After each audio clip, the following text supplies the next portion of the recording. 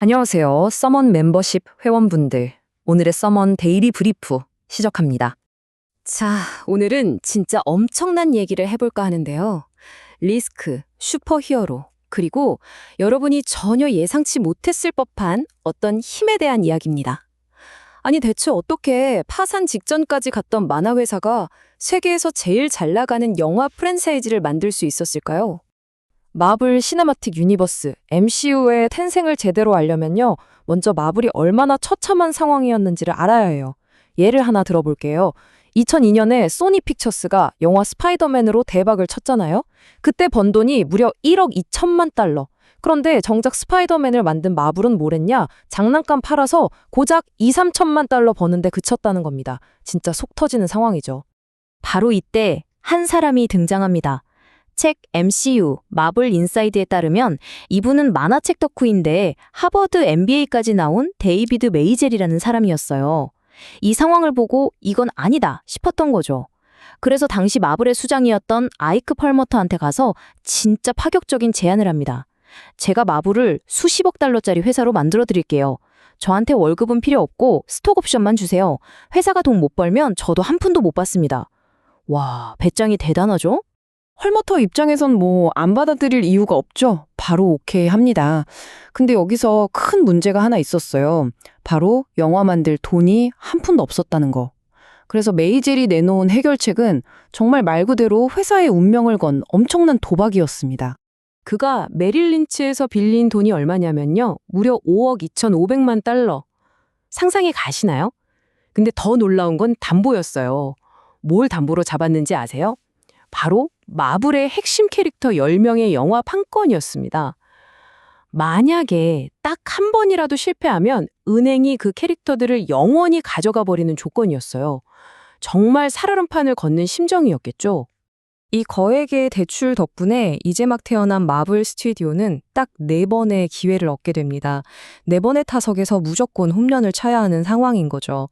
책 MCU를 보면 그래서 첫 번째 영웅을 고르는데 정말 사활을 걸었다고 해요.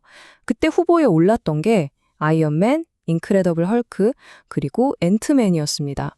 지금이야 아이언맨 모르는 사람이 없지만 그때만 해도 대부분 아이언맨이 누구야? 이랬단 말이죠. 그런데 마블은 확신이 있었어요. 왜냐? 그들만 아는 비밀 데이터가 하나 있었거든요. 바로 2005년에 아이들을 대상으로 조사했더니 가장 갖고 싶은 장난감 1위로 바로 이 아이언맨이 뽑혔다는 겁니다. 어른들은 몰랐지만 아이들은 알고 있었던 거죠.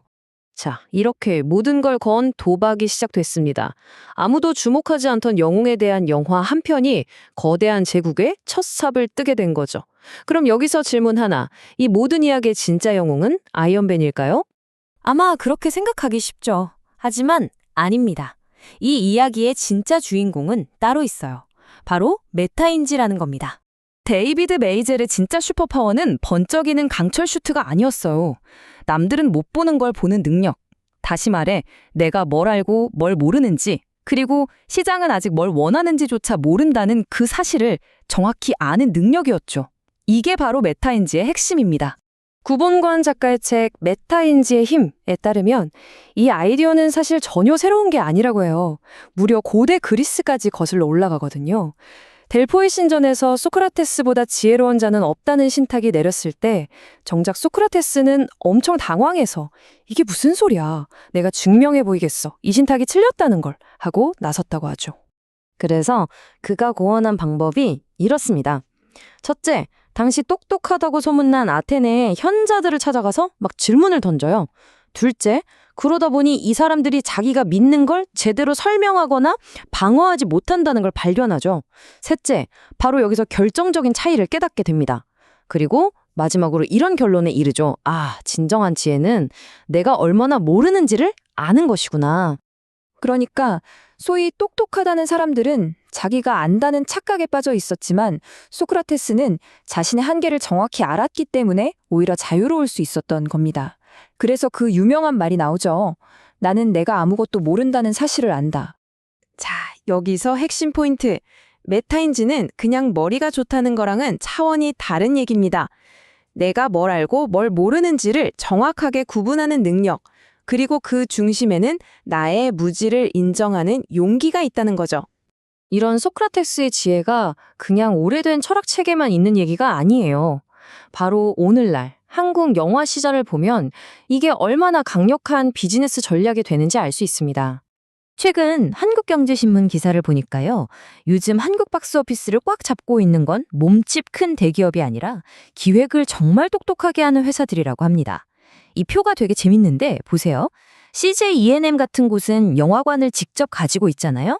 일종의 안전망이 있는 수직 계열화 구조죠. 하지만 쇼박스는요? 영화관이 하나도 없어요. 그 말은 뭐냐? 쇼박스는 오로지 기획력과 콘텐츠를 고르는 안목, 이 두 가지로만 정면 승부를 해야 한다는 겁니다. 그런데 놀랍게도 그들이 이기고 있어요. 여기 보시는 것처럼 왕과 사는 맘자, 만약에 우리, 살목지 같은 최근 히트작들이 바로 그 증거입니다. 기사에 나온 한 업계 전문가의 말이 정말 뼈를 때립니다. 자신의 역량만으로 정면 승부해야 하는 회사들의 진짜 실력은 바로 이렇게 시장이 어려울 때 드러난다. 이게 바로 마블의 데이비드 메이젤과 똑같은 경우죠. 쇼박스는 자신들이 뭘 컨트롤할 수 있고 뭘 할 수 없는지를 정확하게 파악한 거예요. 그리고 바로 그 알 위에서 이기는 전략을 세운 거죠. 이야, 정말 이게 바로 위대한 기획의 힘이 아닐까요? 이쯤 되면 철학자 마키아벨리의 말이 떠오릅니다. 그는 단순히 군주들한테만 조언한 게 아니에요. 세상에 자기 목소리를 내고 싶은 우리 모두에게 이런 말을 남겼습니다. 고통을 그저 견디는 힘만 기르지 말고 도도하고 용감한 일을 해낼 수 있는 힘을 길러라. 자, 마블에서 시작해서 소크라테스를 거쳐 쇼박스까지. 오늘 이야기의 교훈은 결국 하나입니다.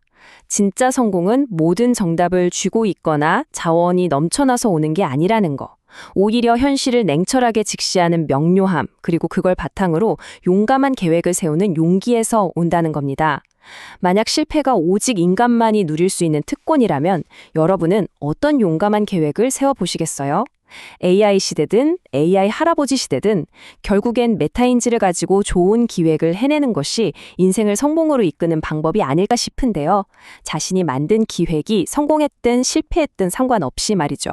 그런 의미에서 도도하고 멋진 기획을 해내기 위한 고통을 감수하는 하루를 보내시길 바랍니다. 늘 감사합니다.